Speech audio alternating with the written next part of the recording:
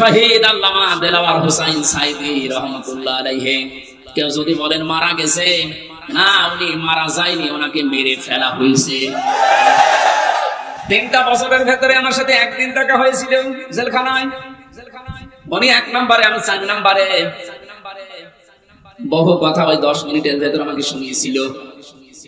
সবচাইতে আশ্চর্য, যেদিন ওনাকে হাসপাতালে নিয়ে আসার জন্য সই নিয়েছে, ওই দিন ওনাকে ধোঁকা দিয়ে বোকা বানিয়েছে জেলার আর সোবার। এখন যারা স্বীকার করছে, ওনাকে এইটা জানিয়েছে যে আপনি মুক্ত হয়ে যাবেন। এদেশে নির্বাহী আদেশে যিনি দায়িত্বে আছেন, ওই সময় ছিলেন, তিনি নির্বাহী আদেশ দিয়ে আপনাকে মুক্ত করে দেবে। আপনি মুক্ত বাতাসে আবার কোরআনের কথা বলতে পারবেন। এই কথা বলার পরে সই নিয়ে ওখান থেকে বের করে প্রথমে গাজীপুরে নিয়ে যায়, ওই জায়গা থেকে নিয়ে যায় মেডিকেলে। ওখানে যাবার পর গাড়ি থেকে নামার সময় যে হাসিটা দেখেছিলেন আপনারা, আমরা তো জানি না, পরের দিন শুনলাম মারা গেছে। এখন ভিডিওতে দেখতে পাচ্ছি যে হাসিটা উনি দিয়েছিলেন, ওনার বিশ্বাস ছিল আমি আবার মুক্ত জীবনে কোরআনের কথা বলতে পারবো। কিন্তু ষড়যন্ত্র করে উপরের নির্দেশে, বিশেষ করে এই ডাক্তার নামে কলঙ্ক। আল্লাহর পরে মানুষ যদি কাউকে বিশ্বাস করে থাকে, সেটার নাম ডাক্তার। আর এই কোলাঙ্গার ডাক্তার মোস্তফা জামান, এখন আরো 2 জন আছে, এরা ভেতরে নিয়ে ইনজেকশন পুশ করে লোকটাকে দুনিয়া থেকে শহীদ করে দিল।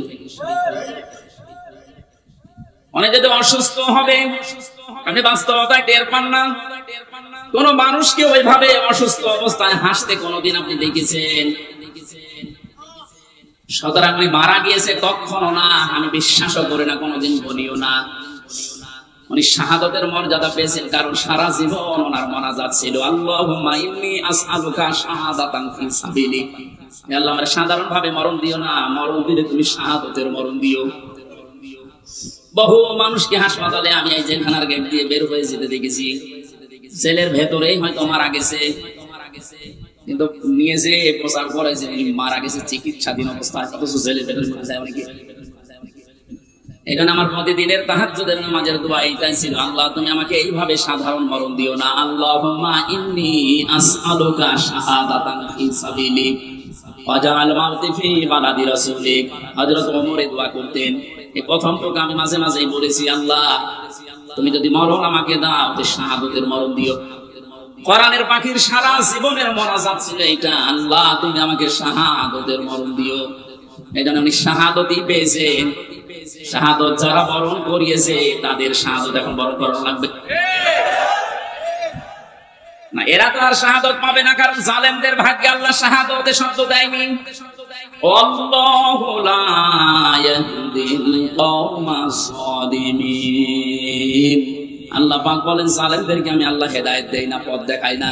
সুতরাং যারা জুলুম করে মানুষের জীবন নষ্ট করে দিয়েছেন, সে শাহাদাতের মরণ পেয়ে জান্নাতের পাখি হয়ে ঘুরে বেড়াচ্ছে। আপনি কি করলেন? আপনি তো হেদায়েত থেকে চিরবঞ্চিত হয়ে গেলেন। যার ইশারায় যা করেছিলেন, এখন তো সব উলটপালট হয়ে যাচ্ছে। আজকে এই সাবেক অবৈধ আইন মন্ত্রী আনিসুল হকের বক্তব্য, আমি যা করেছি এতদিন সব বলছি হাসিনার কথা। ঠেলা সামলাইবার, শুধু এ না, এদেশে যত মানুষ অত্যাচার জুলুম নির্যাতন চালিয়েছে, প্রত্যেককে যদি রিমান্ডে আমার সাথে যা করেছে ওইটুকু করে, ও সব সত্য কথা বলবে। মাটির নিচে নিয়েছিল, মাটির নিচে নিয়ে চোখ বাঁধা কালো কাপড় দিয়ে, পেছনে হাত বাঁধা। পেছনে যদি এমনি হাত বাঁধে, হ্যান্ডকাপ, ওটা এমনিতে হাত কেটে যায়। পেছনে হাত দিয়ে যদি উপরের দিকে টান টান করে রাখে 11 ঘন্টা, বলেন সত্য বলেন আর মিথ্যা বলেন, যা বলবে বাবা সব ঠিক আছে। এই জন্য আমি এখন দাবি জানাই, আমার মুখ দিয়ে যারা এরকম উল্টা পাল্টা কথা, আমি তো বলি নাই একটা ওই 11 ঘন্টা দাঁড় করানোর পর আমি বলি নাই 10 দিন রিমান্ডে, আমি একটা কথাও না, আমি এগুলো করি না। আপনি আন্দাজে জোর করে বলাবেন। যে অবস্থায় আমাকে নিয়েছিল, আমার তো এখন মনে হচ্ছে ওই মানুষগুলোকে কাউন্টার টেররিজমে যে যার সন্তানগুলো ছিল, আলেমদেরকে যারা সবচেয়ে বেশি কষ্ট দিয়েছে, এই মনিরুল, এই হারুন, আসাদুজ্জামান, আব্দুল মান্নান, আতিকুর রহমান, নাম ধরে বলছে এগুলো মানুষ নামে কলঙ্ক। মানুষ হয়ে কষ্ট দিতে পারে, আমি না দেখলে বিশ্বাস করতাম না। 10টা দিন গেছে আমার 10 বছরের মতো, ঘুম তো নেই, আন্দাজে কষ্ট আপনি কেন দিলেন? নিজেরাই মাঝে মাঝে বলা করতে কিছু জানি না, আমরাও জানি। টিপ্পনি কাটতো, একে অন্যের সাথে হাসি তামাশা করতো, আমার নামাজ পর্যন্ত করতেই দেয়নি, জোহর আসর মাগরিব ইশারা করেছে, কারণ আমি জানি না এখন দিন না রাত। এখনো পর্যন্ত জালেমদের পক্ষে যারা সাফাই গাছেন, আমাদের কি দোষ দিতে পারছেন না। কোন দোষ যদি দেশের জালেমদের না থাকে, শুধুমাত্র আয়না ঘরের বিচার করলে আপনার ফাঁসি হবে। জানেন আয়না ঘর কি? ব্যারিস্টার আমান আজমি, আপনি কি জবাব দেবেন তার মা বাবার কাছে, তার স্ত্রীর কাছে, তার ছোট ছোট বাচ্চাদের কাছে কি জবাব দেবেন বলতে পারেন? পারবেন না। এরপরও আপনি মাইকে, এরপরও লাইভ করছেন যে আমার কি অপরাধ, আমি দেশ ত্যাগ করলাম, আমি তো এখনো খুঁজে পাই না। খুঁজে পাচ্ছেন না। কোন দোষ যদি আপনার নাও থাকে, সবচাইতে বড় দোষে আপনি আয়না ঘর বানাচ্ছেন। এটার চাইতে মারাত্মক পৃথিবীতে কোন জুলুম আছে বলে আমি জানি না। জীবিত মানুষকে এদিকে 1.5 হাত, এদিকে 1.5 হাত, ওর মাঝখানে পায়খানা। আমি যেখানে থাকতাম এর মাথার কাছে পায়খানা, এতটুকু জায়গায় 24 ঘন্টা।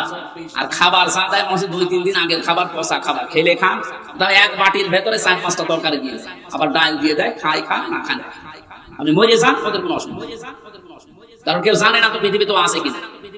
এমন জায়গায় এমন ভয়ঙ্কর, এমনিতেই মানুষ হাঁটতে মরে যাবে।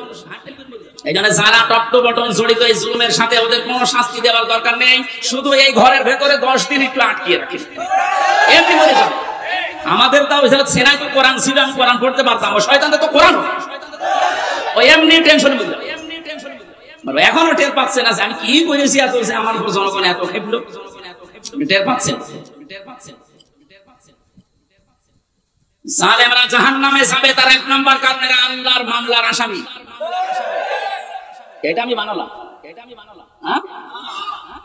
সূরা শুরার 42 নম্বর আয়াতে আল্লাহ জানিয়ে দিয়েছেন, ইন্নামাস সাবিলু আলাল্লাযিনা ইয়াজলিমুনান নাস। অবশ্যই আমি আল্লাহ মামলা দেব তাদের বিরুদ্ধে যারা মানুষ হয়ে মানুষের উপরে জুলুম করছে। সুতরাং 15-17 বছর যারা জুলুম করেছেন, আপনি হামজার মামলার আসামি না হলেও আপনি আল্লাহর মামলার আসামি। সাধারণ মানুষ মামলা দিয়েছে দরবেশ বাবার নামে, আনিসুল হকের নামে সাধারণ মানুষ মামলা দিয়েছে, এক গরিব মানুষ। তারপরেও ওই বাংলাদেশে হাজার হাজার লক্ষ উকিল থাকার পরেও এই লোকটার পক্ষে কোনো উকিল এখন দাঁড়ায়নি। আর আপনি তো সাধারণ মানুষের মামলার আসামি না, আপনি সরাসরি আল্লাহর মামলার আসামি। এজন্য আমাদের সাবধান হওয়া দরকার, এখান থেকে শিক্ষা নিতে হবে, আমরা যেন আবার আল্লাহর মামলার আসামি হয়ে না যাই। এদের জন্য হেদায়েত কামনা করলেও হেদায়েত হবে না, কারণ কোরআন নিষেধ করেছে, আল্লাহু লা ইয়াহদিল কওমাজ জালিমিন। ইয়াহদি এটা মুজারে, বর্তমান ভবিষ্যৎ, প্রেজেন্ট ফিউচার। জালেমদেরকে আল্লাহ হেদায়েত দিচ্ছে না, দেবেও না। এখন যদি আল্লাহ জালেমদের হেদায়েত দেয়, তাহলে কোরআন শরীফ মিথ্যা হয়ে যাবে না? এজন্য তো কপাল খারাপ, এর সাথে যারা জড়িত ছিল তাদেরও কপাল খারাপ।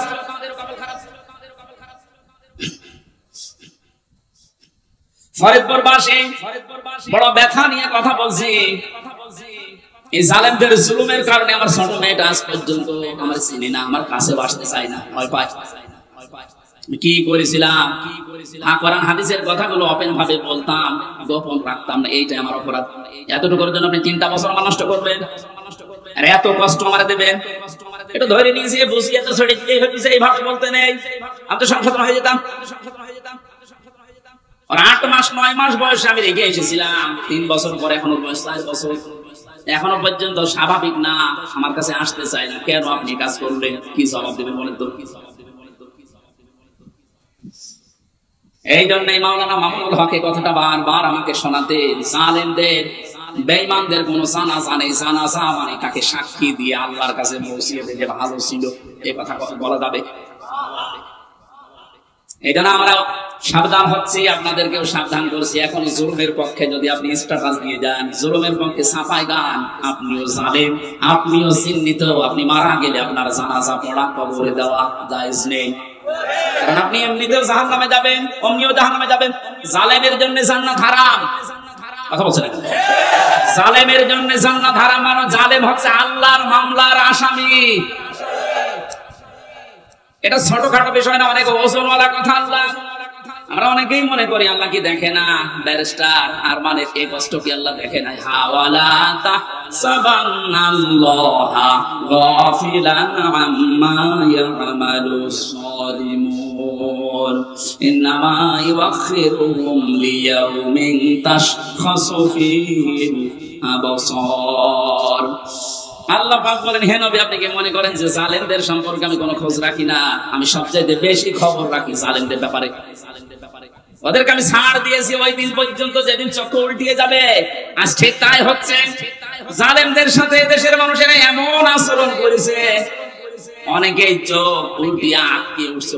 কি বিশেষ করে ঝিনাইদহ কিরণ চেয়ারম্যান, ওরে পিটিয়ে মেরে জালেমকে গাছের সাথে না ওই পিলারের সাথে টাঙিয়ে মরার পর দুনিয়া আটকে উঠেছিল। হচ্ছে কি, আবু সাইদকে যে লোকটা সজ্ঞানে স্বেচ্ছায় গুলি করে হত্যা করেছিল, তার জনগণ পিটিয়ে ন্যাংটা করে টাঙিয়ে রেখেছে। তাও উল্টো করে ইন্নামা ইউআখিরুহুম লিয়াউমিন তাশখাসু ফীহিল আবসার। আমার তো মনে হচ্ছে কোরআনের এই আয়াত এখন খাপের খাপ মমতাজের বাসা মিলে যাচ্ছে। জালেমদেরকে আমি আর একটা স্মরণ করাচ্ছি, এখনো যারা জালেমদের পক্ষে কথা বলেন, যা জালেমদের পক্ষে যারা আছেন তারা সাবধান হন। কোন জালেম যদি টার্গেট নাই কোন জায়গায় পৌঁছাতে, আমার আল্লাহ বলেন ওকে আমি ছাড় দিতে দিতে এমন জায়গায় পৌঁছাই, ওই সফলতা পাওয়ার আগে ওর তার আমি কেটে দেই। এটা তাফসীরে তাবারীর ভেতরে আছে, যদিও দুর্বল, তার জন্য শিক্ষার জন্য আমি বলছি। হযরত হুদ আলাইহিস সালাম দাওয়াতি কাজ করছিলেন, সবচেয়ে বেশি বাধা তাকে দিয়েছিল ওই জামানায় যে লোকটার নাম আমরা শুনি জান্নাত বানিয়েছিল, সাদ্দাত।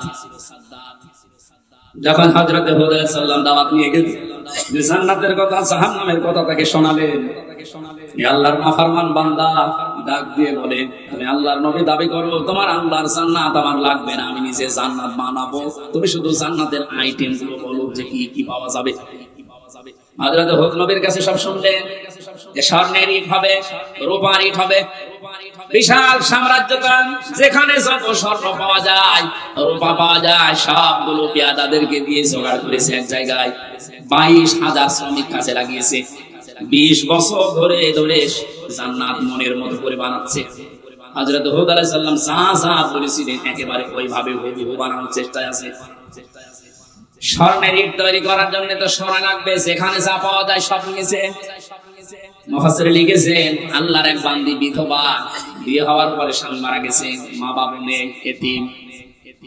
এই মেয়েটার স্বর্ণ ধরে যখন টান দিয়েছে, মেয়েটা তখন মাটিতে গড়াগড়ি দিয়ে কান্নাকাটি করেছিল, আল্লাহ আমি একেবারে নিঃস্ব মানুষ, আমার স্বামী নেই, মা বাবা নেই, আমার শেষ সম্বলটুকু কেড়ে নিয়ে যে জালেম তার স্বপ্ন পূরণ করার জন্য ইচ্ছা পোষণ করেছে, তার এই স্বপ্নের জান্নাতে তুমি তাকে পৌঁছাতে দিও না। এই দোয়াটা করেছিল ওই বিধবা, ওই মজলুম মহিলা। আল্লাহ রাব্বুল আলামিন বলেন, পৃথিবীতে 3 জনের দোয়া সঙ্গে সঙ্গে কবুল হয়ে যায়, কোনো পর্দা থাকে না, তার ভিতরে একজন মাজলুম। এই যদি সত্যিই মন থেকে কিছু বলে, আল্লাহ পাক ওটার সঙ্গে সঙ্গে আরশে তুলে নেয়। এটার প্রমাণ হারুন। আমি রিমান্ডে থাকাকালীন জেলখানায় ছিলাম প্রথম 2 মাস, ওই ছোট হুজুরের সাথে, যে রফিকুল ইসলাম মাদানী, আমার রাতের বেলা কেঁদে কেঁদে বলতো, রিমান্ডে নিয়ে আমার ওই যে ঢাকার হাতির জেল, তারা 12:30টা 1টার দিকে ওখানে নিয়ে গিয়ে সম্পূর্ণ উলঙ্গ করে আমার ছবি তুলে হাতের ভেতরে সিগারেট লাগিয়ে বলতো, খান আমরা ছবি তুলবো, এইটা ছেড়ে দিয়ে জনগণকে জানাবো যে হুজুরের 2 নম্বর। আজকে দেখলাম বলছিল আমি ওই দিনই আল্লাহর কাছে ওই মাজলুম অবস্থান আকাশের দিকে তাকিয়ে দোয়া করেছিলাম, মাবুদ জীবনে যদি কিছুই তোমার দরবারে ভালো না লাগে, কবুল না হয়, আজকের যে দৃশ্য আমার শরীরে এক টুকরা পোশাক নেই, তুমি দেখতে পাচ্ছ। আমি একটা যুবক মানুষ, আমার অনেকে মনে করি ছোট মানুষ, পিস্কি মানুষ না, ওর বয়স এখন 27-30 বছর, কারণ ওই সময় ছিল 27 জেলখানায় 3 বছর 30 বছর বয়স। 30 বছর বয়সের মানুষ কি ছোট কথা বলে? দোয়া করেছিল, মাবুদ তুমি আমার এই দোয়াটা কবুল করো, মজলুম অবস্থায় তুমি তো মোনাজাত ফেরত দাও না। এই হারুন, এই টিভি হারুনের কারণে আজ আমার এই অবস্থা, ও নাকি অর্ডার দিয়ে দিয়ে আমার এটা করাচ্ছে। জিজ্ঞাসা করেছে যে অফিসার করেছিল, স্যার আপনি সত্যি করে বলেন তো আমার যে হাল করলেন এ না যে হাল অবস্থা হারুন স্যার কি জানে? ওরা হাসি দিয়ে বলেছে হারুন স্যার জানে মানে ওই করাচ্ছে। সঙ্গে সঙ্গে ওই সময় দোয়া করেছিলাম, বাবু তুমি ওকেও আমার মতো এরকম কিছু দেখায়, দেখিয়েছেন আল্লাহ। জনগণের সামনে আমার আল্লাহ এই পৃথিবীতেই দেখিয়ে দিয়েছে কিভাবে লজ্জা স্থান মানুষকে দেখাচ্ছে এই শয়তান। আমার একজন দেখিয়ে বলছে, হুজুর এই দেখেন কারবার। আমি নাউজুবিল্লাহ আস্তাগফিরুল্লাহ কি ও কয়েকদিন পরে স্ট্যাটাস দিয়েছিল আমি বাইরে যেতে পারি না, বাইরে গেলে মানুষ বলে কিনে নিছি। কি একটা অপমান! মাত্র কয়েক সেকেন্ডের ভিডিও পাস হয়ে ও সব হারিয়েছে। ওর কয়েক সেকেন্ড না, সারা জীবন যেদিন আল্লাহ ফাঁস করবে এ জালেমের সেদিন কোনো উপায় থাকবে? টাকলা মোরাদের মাত্র 6 মিনিট 8 সেকেন্ডে কি ওর নাম মাহিয়া মাহিনা কি নাম, এই মহিলার সাথে একটা অডিও রেকর্ড ফাঁস হয়েছিল মাত্র 6 মিনিট 8 সেকেন্ডে। ও সব গেছে। আমার তো মনে হয় এই জালেমদের দরে যারা ছিল এই দেশে, ওদের সহযোগী যারা, এদের হাজার হাজার ভিডিও অডিও রেকর্ড জমা হয়ে আছে। সাংবাদিক ইলিয়াস এখন মাঝে মাঝে ছাড়ছে। আল্লাহ তার ফেরেশতাদের দিয়ে যেটা রেকর্ড করে রেখেছে অডিও ভিডিও, কিয়ামতের ময়দানে কোটি কোটি মানুষের সামনে গুলো আল্লাহ ছাড়বে। 30 সেকেন্ডের ভিডিও যদি 3 ইঞ্চি নাম শোনো, এই 50 বছরের ভিডিও আল্লাহ যদি ছেড়ে দেবে পুরাটা মুখ দেখাতে পারবে। শেষ পর্যন্ত এই মহিলার দোয়া আল্লাহ এমন ভাবে কবুল করেছিলেন, জান্নাত বানানো কমপ্লিট। শেষ করার পরে ডাক দিয়েছে, এত সিকিউরিটি দিয়ে সাজিয়েছে, একটা পিপিলিকা পর্যন্ত প্রবেশ করার কোনো কায়দা নেই। জান্নাতের গেটে যাবার পরে দেখে একজন ফকির বসে আছে। ফকির ডাক দিয়ে বলে, বাদশাহ আমার সাথে কিছু কথা বলা লাগবে আপনার। রেগে বলছে, তুমি কে, এখানে আসলে কি করে? এখানে তো কোনো মানুষ আসার অনুমতি নেই, কথা যদি বলাই লাগে পরে বলবো, আমি আগে জান্নাত দেখে আসি। ফকির ডাক দিয়ে কানের কাছে মুখ নিয়ে বলছে, বাদশাহ আমি কিন্তু দুনিয়ার সাধারণ ফকির না, আমি আজরাইল। মাথাটা একটু কাজ করো ঘোড়া থেকে, আমি কথাটা বলে চলে যাব। কানের কাছে মুখ নিয়ে বলছে, আমি এসেছি তোমার জান কবজ করার জন্য, রেডি হও। ওই সময় বলেছিল ফেরেশতা, একটু সময় দাও, আমি শুধু জান্নাতটা ঘুরি, এখানে আসার পরে আমার জানটা নিয়ে নিও। ফেরেশতা ওই সময় বলেছে, কখনোই না। ইদা জা আজালুহুম লা ইস্তাখিরুনা সাআতান ওয়া লা ইস্তাকদিমুন। আল্লাহ পাক বলেন, এই পৃথিবীতে যখন যার সময় এসে যাবে, 1 সেকেন্ড আগেও তার মরণ হবে না, 1 সেকেন্ড পরেও মরণ হবে না। নির্ধারিত সময় লোকটাকে আল্লাহ বিদায় দিয়ে দেবে। এরপরেও ঘোড়ার পা থেকে জান্নাত পর্যন্ত পৌঁছাতে ও সর্বাত্মক চেষ্টা চালিয়েছিল। আল্লাহর ফেরেশতা ঘোড়া থেকে পা জান্নাতের যে বানানো জান্নাতের চৌকাঠ পর্যন্ত স্পর্শ করার আগেই জান কবজ করে ফেলেছে। মুফাসসিরে আয়াত তাফসীর করতে গিয়ে তিনি কয়েকটা কারণ দিয়েছেন কেন জান্নাতে প্রবেশ করতে পারলো না ওর বানানো। 1 নম্বরে আমি প্রায় এখানে 26টা কারণ পড়েছিলাম, সবগুলো আমার মনেও নেই, কয়েকটা বলছি। প্রথম নাম্বারে কারণ হচ্ছে ওই যে মজলুম মহিলা, যার শেষ সম্পর্কটুকু কেড়ে জালেম তার স্বপ্ন পূরণ করার জন্য চেষ্টা করেছিল, ওই মহিলার দোয়া আল্লাহ কবুল করে নিয়েছিলেন। রব্বুল আলামিন আমার শেষ সম্পর্কটুকু যে কেড়ে নিল, ওই জালেম যেন তার বানানো স্বপ্নে প্রবেশ করতে না পারে। আজও হাজার হাজার আবু সাইদ মুগ্ধ, আবু রায়হান সহ কত মানুষের মার বাবা রাতের বেলা চোখের পানি ছেড়ে দিয়ে দোয়া করেছে, আল্লাহ আমার বুকটা যে খালি করে দিল, তাকে তুমি জমিনে জায়গা দিও না। নবীজির কথা 100 ভাগ সত্য কিনা বলেন তো? উনি যে বলেছিলেন মুসলিমের দোয়া আল্লাহ ফেরত দেয় না, আবু সাইদের মায়ের দোয়া আল্লাহ ফেরত দিয়েছে। বাংলার জমিনে আল্লাহ জায়গা দেয়নি, 1 ইঞ্চি জায়গা তার জন্য এখন আর বৈধ না। যত মামলা এখন শুরু হয়েছে, এভাবে যদি চলতে থাকে 8-10 দিন, আশ্রয় যেখানে নিয়েছে, যারা সুশীল সমাজ আছে দাবি করছে, ওরা বলছে ওই দেশেও তার আর জায়গা দেবে না, ওখান থেকেও বিদায় দিতে বাধ্য হবে।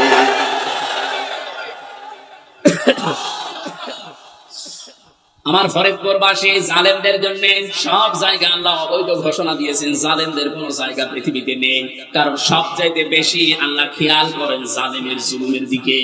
আল্লাহ এত বেশি রাগান্বিত হয়ে যায় জালেমের উপরে, না জানি ওকে 7 তবক আসমানের উপর থেকে ফেলে দিতে পারলে আল্লাহ ভালো লাগে।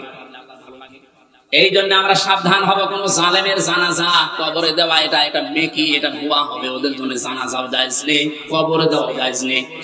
আল্লাহ আমাদেরকে উল্টাপাল্টা কথা যারা বলি, ধারণা করি অনেক আলেম বগা থেকে টাকা খেয়ে কথা বলছে, আবু সাঈদ মুগ্ধ, এরা শহীদ হয়নি। অথচ শহীদদের ব্যাপারে কথা বলা, মুখে অন্তরে ধারণা করা নিষেধ। এ ঘোষণাকার আপনাদের বানানো মনে হচ্ছে?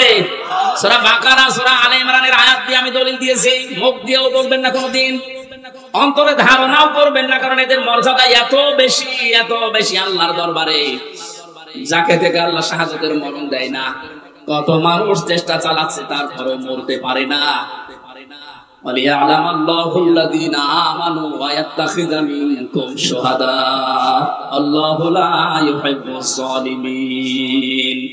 সূরা আলে ইমরানের 140 নম্বর আয়াতের শেষের দিকে আছে, আল্লাহ রাব্বুল আলামিন বলেন, আমি যার জীবন যৌবন পছন্দ করি, ভালোবাসি, এই মানুষকে আমি আল্লাহ শাহাদাতের মরণ দিয়ে ধন্য করি। জোরে বলেন সুবহানাল্লাহ। শহীদ আবু সাঈদ সাধারণ মনে হচ্ছে না, ওই ইসলামী আন্দোলনের একজন কর্মী ছিল। তাই একনিষ্ঠ কর্মী ছিল। এখন খোঁজ খবর নিয়ে যেটা দেখা যাচ্ছে, তার মানে জীবনে এমন কাজে আঞ্জাম দিয়েছে, রাতের বেলা তার তাহাজ্জুদের নামাজ, চোখের পানি আল্লাহর দরবারে মনে হয় মঞ্জুর হয়েছে। সাধারণ ভাবে মরণ দেয়নি আল্লাহ, শাহাদাতের মরণ জালেমের সামনে আল্লাহ দিয়েছে। আয়াতের শেষের কথা ছিল আল্লাহু লা ইউহিব্বুজ জালিমিন, আল্লাহ জালেমদেরকে ভালোবাসছেন না, বাসবেনও না। জোরে বলেন নাউজুবিল্লাহ। এখানে আহ্বান জানাচ্ছি, হাতে পায়ে ধরে বলছি, এখনো যারা জালেমদের পক্ষে আছেন, সাফায় গান, নিজের পায়ে নিজে কোড়াল মারবেন না, ফিরে আসেন। জালেমদের কোন জায়গা কিয়ামত পর্যন্ত জমিনে আর হবে না। আল্লাহ আমাদেরকে জালেমদের বিষয়গুলো বোঝার তৌফিক দিন। দরুদ পড়ছি নবীজির উপরে সাল্লাল্লাহু আলাইহি ওয়াসাল্লাম। কোরআনে কারীম থেকে আমরা দুইটা সূরা পড়েছি, সূরা আলাম নাশরাহ এবং সূরা নাসর। আমরা তাফসীর আকারে কথা বলবো, যেহেতু এখানে লেখা আছে। আপনারা আছেন তো? বিজয় পেয়েছে অনেকে, মনে করছে কি না কি হমরে হনুমান হয়ে যাচ্ছেন না, কি করা লাগবে কোরআন থেকে শুনে, জবান ছেড়ে কোরআনের আয়াতগুলো আগে একটু পড়েন। আউযু বিল্লাহি মিনাশ শাইতানির রাজীম, বিসমিল্লাহির রহমানির রহিম। ইযা জাআ নাসরুল্লাহি ওয়াল ফাত ওয়া রাআইতান নাসা ইয়াদখুলুনা ফি দীনিল্লাহি আফওয়াজা ফাসাব্বিহ বিহামদি রাব্বিকা ওয়াস্তাগফির ইন্নাহু কানা তাওয়াবা। সাদাকাল্লাহুর রাসূল। সূরা নাসর। এই সূরা বলেন তো? কোরআনে 3 আয়াত বিশিষ্ট 3টা সূরা আছে, আসর, নাসর আর কাউসার। আমরা অনেকে মনে করি সূরা কাউসারের 3 আয়াত আর বাকি আয়াত না। 3টা সূরা 3 আয়াত বিশিষ্ট, আসর, নাসর, কাউসার। তার ভেতরে একটা পড়েছি, এটা তেলাওয়াত শুদ্ধ অনেকের হয় না, নামাজে কিন্তু এই সূরাটা অনেকে পড়ে। নুন সাদ র, নাসর মানে সাহায্য, আর নুন সিন র, নাসর মানে ঈগল পাখি। এইজন্য তেলাওয়াত যখন করবেন সাদ উচ্চারণটা মকবুল করা লাগে। আল্লাহ পাক জানিয়েছেন, ইদা জাআ নাসরুল্লাহি ওয়াল ফাত, যখন আসবে আল্লাহর সাহায্য, হে নবী আপনি তখন বিজয় দেখতে পাবেন। 15 বছর বহু মজলুম দোয়া করেছে, জেলখানায় এখনো পর্যন্ত বহু মজলুম পড়ে আছে। বিশেষ করে মাওলানা জসিমউদ্দিন রহমানী সহ হাজার আলেম এখনো পর্যন্ত জেলখানায় আছে। এই জালেমের জুলুমে জীবনটা তাদের শেষ হয়ে গেছে। কোরআনের এই অনুষ্ঠান থেকে এই মাজলুমদের মুক্তির দাবি করছি, বলেন আমিন। মজলুমের পক্ষে যেহেতু আমার আল্লাহ আছেন, ইব্রাহিম নবী মজলুম থাকার কারণে যারা তার পক্ষে ছিল তাদেরই দাম আল্লাহ বাড়িয়ে দিয়েছিলেন। একটা ব্যাঙের পোশাক পর্যন্ত আল্লাহ পাক বানিয়ে দিয়েছেন হযরত ইব্রাহিমের পক্ষে থাকার কারণে। আজ হাজার হাজার মুসলিম মানুষ, এই যে বিডিআর, আমি 900-র উপরে বিডিআর পেয়েছিলাম। আমার উপর তলায় যারা থাকতো অধিকাংশ বিডিআর মামলা, কিচ্ছু জানে না, 14 বছর জেল খাটছে। বিশেষ করে মুন্সিগঞ্জের কয়েকজন আর পঞ্চগড়ের এক মুরব্বী, এত ভালো মানুষ আমার জীবনে জেলখানায় আমি পাইনি। ওরা কোরআন শরীফ মাথায় নিয়ে, হাতে নিয়ে, বুকে নিয়ে বলতো, কিচ্ছু জানি না, আর 1 বছর পরে রিটায়ার্ড হয়ে যাবো, শান্তিতে আছি। কি জানো কি হয়ে গেল আমার এই যে বেকার ঘুরে 14 বছর আটকে রেখেছি। এখন যিনি দায়িত্বে আছেন স্বরাষ্ট্র উপদেষ্টার দায়িত্ব পেয়েছেন জাহাঙ্গীর আলম, এই লোকটা কিন্তু ওই বিষয়গুলো সব তার নখদর্পণে আছে। এবার জালেমরা টের পাবে। ধোঁকা দিয়ে বোকা বানিয়ে মানুষের চোখে ধুলো দিয়ে বহু চিটারি বাটপারি করেছেন, এখন আর ছাড় নেই। আমরা এখান থেকে আহ্বান জানাচ্ছি যারা দায়িত্বে আছেন বিচার ব্যবস্থায়, বিচার বিভাগে, খুব তাড়াতাড়ি এই বিডিআর মামলায় যারা আছে বিনা কারণে, যারা বছরের পর 14 বছর জেলখানায় আছে কিছু জানে না, ওদেরকে আমার মনে হয় শাস্তি দিলেও খুব বেশি 7 বছর দেওয়া যেত। ওরা বলতো হুজুর আমরা যদি অপরাধ করেও থাকি, বিদ্রোহ করে থাকি, আমাদের 7 বছর জেল হয়, অথচ বিনা কারণে 14 বছর আমি জেলে। এত বড় জুলুম আর সহ্য করা হবে না। যারা দায়িত্বে আছেন আহ্বান জানায় বাংলার লক্ষ লক্ষ তাওহীদি জনতা নিয়ে এই নিরপরাধ মানুষদেরকে বিনা বিচারে বিনা হিসাবে ছেড়ে দেওয়া লাগবে। কোন অপরাধ নেই এদের, একজনের রাগের ফসল, এগুলো প্রতিহিংসার ফসল। এই মানুষগুলো সত্যি ভালো মানুষ আমার দৃষ্টিতে আমি যা দেখেছিলাম, এদের জীবন চরিত্র, নামাজ রোজা এবং আল্লাহর যে ঈমান, আল্লাহর প্রতি তাদের, এই কথাগুলো বাস্তবে আমি দেখে এসেছি। এই কারণে বলছি, যারা বিডিআর হত্যা মামলার নাম নিয়ে, পিলখানার নাম নিয়ে এই নিরপরাধ মানুষকে, অপরাধ করে থাকলে আপনি প্রমাণ পেলে তার বিচার করেন, কিন্তু নিরপরাধ যারা বিচার হওয়ার পর যারা মাত্র 7 বছর জেল হওয়ার কথা, 14 বছর কোন কারণে একটা মানুষের মুখ রাখতে গিয়ে আপনি তারা জেলখানা রাখবেন? এখানে দায়িত্বে যারা আছেন এই বিচার ব্যবস্থা একটু তাড়াতাড়ি কাজ করে তাদের ছেড়ে দেওয়া হোক। অন্তত জীবনের শেষ কয়েকটা দিন স্ত্রী পুত্র সন্তান আদি নিয়ে দুনিয়া একটু কাটিয়ে দেন।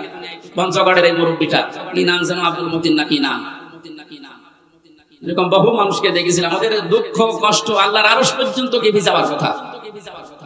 আল্লাহ এমনি এমনি তো জালেমকে বিদায় দেয়নি। বহু মানুষের এই শব্দ লোকে আছে, বহু মানুষের চোখের পানি, বুক ফাটা পানি, হাজারো মানুষের এগুলো জমা হয়ে আছে। আল্লাহ একবারে সব ছেড়ে দিয়েছে। পাপ যখন একেবারে শের পুজে গেছে, পরিপূর্ণ হয়ে গেছে, আল্লাহ বলেন ইন্না বাদশা রাব্বিকা লাশাদীদ, আমি ধরি না, কিন্তু ধরলে আমি আর ছাড়ি না। আল্লাহ যখন ধরেছে আর কিন্তু ছাড় নেই, কারণ এখন আল্লাহর সাহায্য এসে গেছে, বিজয় আমরা এখন দেখতে পাচ্ছি। আয়াতের পরবর্তী আয়াতটা এখন আমরা দেখতে চাই। অরাইতান নাস ইয়াদখুলুনা ফি দীনিল্লাহ, হে নবী আপনি যখন দেখবেন আল্লাহর সাহায্য চলে এসেছে, তখন বিজয় দেখতে পাবেন। দলে দলে মানুষ ইসলামে প্রবেশ করছে। আজ আমাদের এই দেশে কিন্তু এই দৃশ্য আমরা এখন অলরেডি দেখতে পাচ্ছি। দলমত এখন আর নেই, সবাই এখন দলে দলে পালে পালে ইসলামে প্রবেশ করছে, বিশেষ করে ইসলামী আন্দোলনে। যে শব্দটা কি ছিল, ফি দীনিল্লাহ, দিন কার? আল্লাহর দিনের ভেতরে। দিন কার? দিন আমাদের। কথা বলেন, দিন মুহাম্মদুর রাসূলুল্লাহ। কার দিন? আমরা কি? আমরা দিনের খাদেম। আমরা দিনের মালিক না, আমরা দিনের কি? খাদেম, কামলা, জন, মুনিশ, লেবার যাই বলেন, আমরা কেউ দিনের মালিক না। সুতরাং দিনের ভেতরে যারা প্রবেশ করছেন তাদেরকে ওয়েলকাম জানাচ্ছি, কারণ দিনের মালিক কে বলেন তো? আমরা কি? খাদেম। বলেন কি? কামলা, খাদেম, লেবার। আমি এই যে আজকের মাহফিলের যিনি আমার ডান পাশে আছে, অধ্যাপক নজরুল ইসলামের বাবা, উনি যদি বলে জমিটা আমার মতো 10 জন মানুষকে বলছে আপনারা ধান লাগান, বিকাল 5টায় আপনাদের বেতন দিয়ে দেবেন। বিকাল 5টা পর্যন্ত আমরা ধান লাগাচ্ছি, আর 10 মিনিট বাকি আছে। কয় মিনিট? 10 মিনিট পরে বিকালে আমাদের বেতন দিয়ে দেবে। হঠাৎ 10 মিনিট আগে দেখি 8-10 জন মস্তান এসেছে মোটরসাইকেল নিয়ে, আর সবার হাতে সোনার ছেলেদের এখন যা বের হচ্ছে, বিভিন্ন বিশ্ববিদ্যালয়, কলেজ এবং বিভিন্ন জায়গা থেকে সোনার ছেলেরা যা ব্যবহার করছে, এটা এখন বের হচ্ছে না। দিনাজপুরের হাসি দানিশ কলেজ থেকে কয়েকদিন আগে পেয়েছে, আজকে পেয়েছে ইসলামী বিশ্ববিদ্যালয় কুষ্টিয়া থেকে। সোনার ছেলেরা কলম ব্যবহার করতো 1.5 হাত। এইরকম কলম নিয়ে 8-10 জন মস্তান মোটরসাইকেল এসে ধান আর লাগানো যাবে না, ধান এখন আমরা তুলে ফেলবো। এখন জমির মালিক তো উনি নেই। আমরা 8-10 জন যারা ধান লাগিয়েছি, কামলা, খাদেম, আমরা যদি বলি ভাই আপনারা ধান তুলবেন তোলেন, কিন্তু আর 10 মিনিট পরে, কারণ আমরা বেতন নিয়ে নিই। 10 মিনিট না হলে উনি বেতন দেবে না, কারণ জমিনও আমাদের না, ধানও আমাদের না। আপনারা তুলে ফেলবেন, আমরা সহ দরকার চলবো, কিন্তু 10 মিনিট পর। কথা বলো না, 10 মিনিটের আগে যদি আপনারা মাস্তানি করেন, তর্কাতর্কি হবে, কথা কাটাকাটি হবে, রক্তপাত হতে পারে, এমনকি যদি মেরে ফেলা লাগে মেরেও ফেলবো, কারণ আমার বেতন দরকার। এই কথার সাথে আপনারা একমত আছেন না? সহজ ভাবে যেভাবে বুঝলেন যে হ্যাঁ এটা ঠিক, আমার বেতন লাগবে, বিকাল 5টা মানে জীবনের শেষ দিন। কথা বলে না কেন? এ জমিন কার?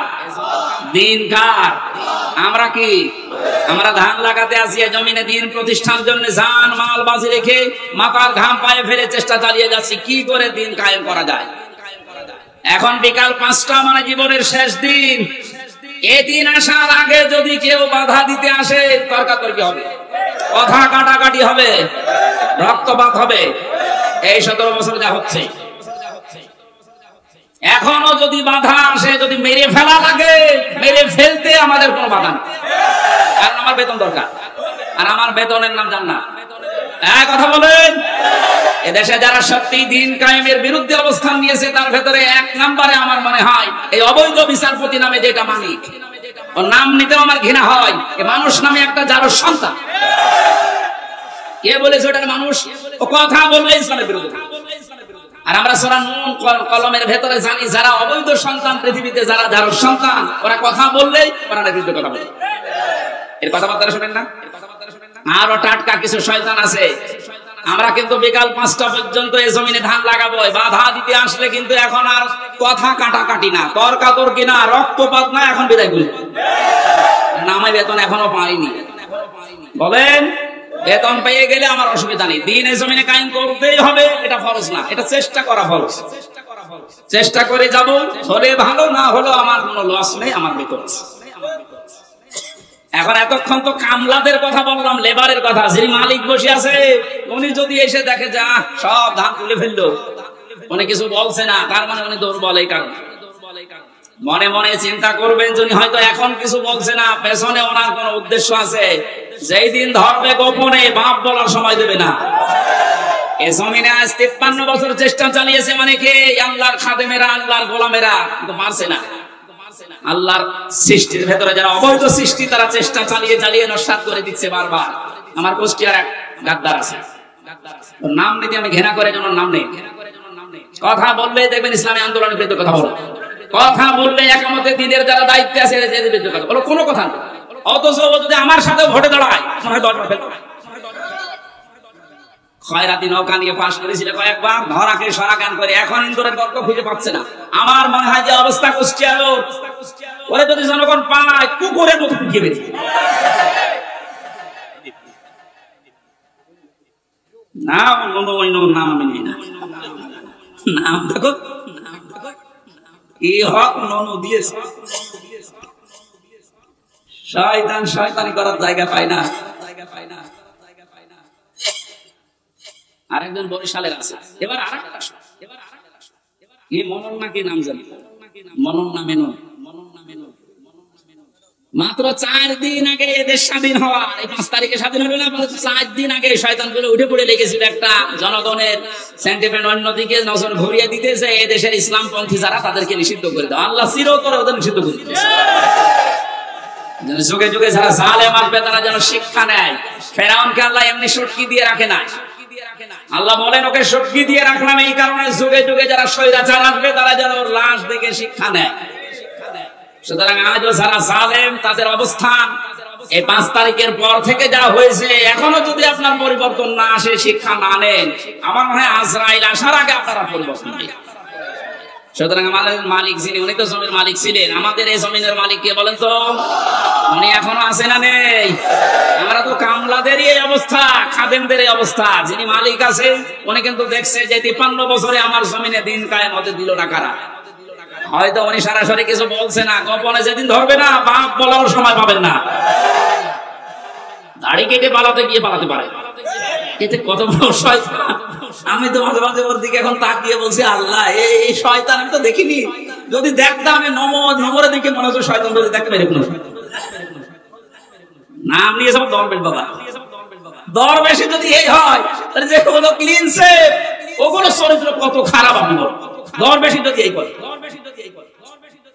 দাড়ি কাটার পরে চিহ্ন দেখে মনে হচ্ছে একটা নমো না, কে যেন ডিম মেরেছিল। ডিম না, ওরা আরো কিছু মারা দরকার। ডিম ওই জায়গায় না, বিভিন্ন জায়গায় ডিম দেওয়া দরকার।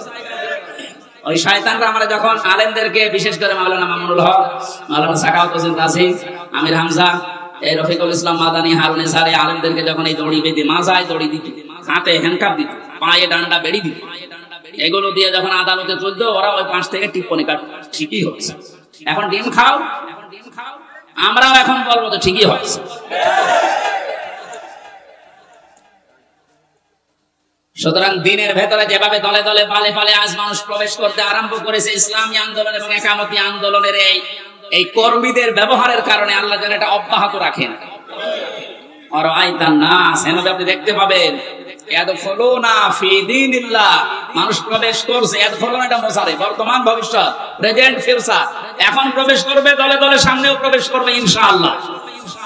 এটা যদি প্রবেশ করে করে এই 20% এখন আছে ইসলামী সেন্টিমেন্টের মানুষ, এই 5 তারিখ থেকে আজকের এই দিন পর্যন্ত 35% অলরেডি হয়ে গেছে।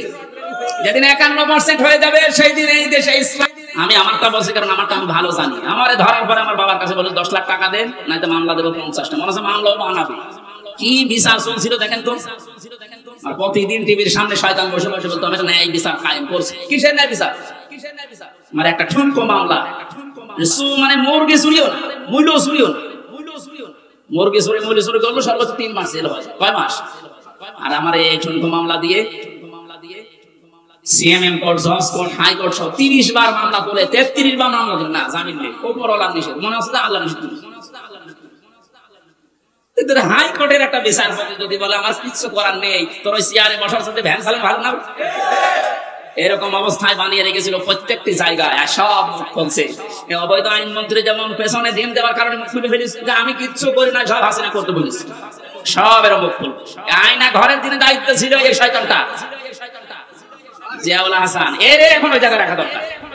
ওর বউ, ছেলে, মেয়ে, স্ত্রী, পুত্র সব আলাদা রেখে, ব্যারিস্টার আরমানকে তো 8 বছর রেখেছিল, 8 দিন রেখে দেখে এমনি পাগল হয়ে গেল। আর ও বলে আমি কি করেছি যে আমার এত কষ্ট দিচ্ছে, কি করেছি তুমি টের পাচ্ছ না? তুমি শুধু ফরিদপুরের এই 4 রাস্তার মোড়ে আসো, কি করেছি তোমার দেখা। খেলা হবে, সে খেলা পালিস। এই কথাটা বলার কারণ হচ্ছে অনেকে এখনো ষড়যন্ত্র করবে। সে জানছে যে এভাবে 20% ইসলামী মানুষ ছিল এই দেশে, 96% যদিও মুসলমান, কিন্তু ইসলাম কায়েম করা লাগবে এরকম পক্ষে ছিল মাত্র 120 জন। এই 5 তারিখ থেকে আজকের এই দিন পর্যন্ত জরিপ বেরিয়েছে 35 জন হয়ে গেছে। যদি আরেকটু এভাবে যেতে যেতে 51 হয়ে যায়, এদেশে ইসলাম কায়েম ঠেকাবে কার বাবার শক্তি আছে? এখন জালেমরা এই কথা, এই দৃশ্য দেখে বসে থাকবে? ওরাও চেষ্টা চালাচ্ছে, চেষ্টা চালিয়েও ব্যর্থ হচ্ছে বারবার। এখন আবার হিন্দুদের লাগিয়েছে, পারবে না, কোনো চেষ্টা সফল হবে না। কারণ এই দেশের বিজয় আল্লাহ, শুধু ছাত্রদের নাম বলছি, শুধু ছাত্রদের না, হাজার হাজার মুসলিমের চোখের পানি এই বিদায়ের পেছনে লুকিয়ে আছে। আল্লাহ তুমি যেহেতু ঘোষণায় দিয়েছো যে ফিদিনিল্লাহি আফওয়াজা, দলে দলে মানুষ প্রবেশ করবে, তোমার সাহায্য যখন এসেছে, বিজয় যখন আমরা দেখতেই পেলাম, অন্তত দলে দলে তোমার বান্দাদেরকে ইসলামে তুমি প্রবেশ করাও। আল্লাহ বলেন এখন তোমাদের কাজ কি হবে? যখন দেখবে যে দলে দলে মানুষ প্রবেশ করছে, তখন কাজ হবে আল্লাহর হামদ করা, প্রশংসা করা। হামদ কি? আজ এই হামদ শব্দটা নিয়ে ভেজাল আছে। বাংলাদেশ, ভারত, পাকিস্তানের বিভিন্ন জায়গায় আল্লাহর হামদের নামে যত রকমের শিরক বেদাত হচ্ছে, এর নাম হামদ না। জিকির একটা প্রশংসা না, হামদ না। এই হামদকে নিয়ে আজ হাজারো মানুষ শিরক বেদাতের ভেতরে লিপ্ত হয়ে গেছে, এ জেলাতেও আছে। সুতরাং আপনাদেরকে আমরা আহ্বান জানাবো, আল্লাহর হামদ যেভাবে করা লাগে, প্রশংসা ঠিক ওইভাবে করে। আল্লাহর আইন প্রশংসা করা, এটা আল্লাহর সবচাইতে বড় হামদ। কথা বলুন। এর ভেতরে 500 আইন আছে। কয়টা? এটা যদি এদেশে প্রতিষ্ঠিত হয়ে যায়, আল্লাহর হামদ তখন কার্যকর হবে। আস্তাগফির, ইস্তেগফার করা লাগবে। ইস্তেগফার আর তাওবা এক জিনিস নয়।